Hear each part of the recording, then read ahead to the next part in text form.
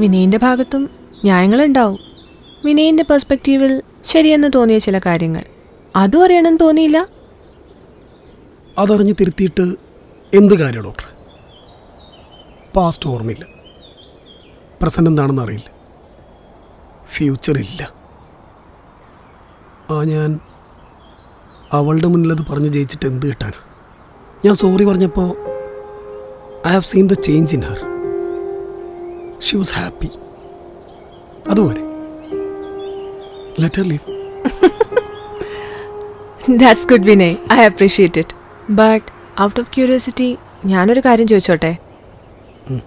Suppose ഈ രോഗമില്ലായിരുന്നു എന്ന് വിചാരിക്കുക, and if you remember everything, will you do the same?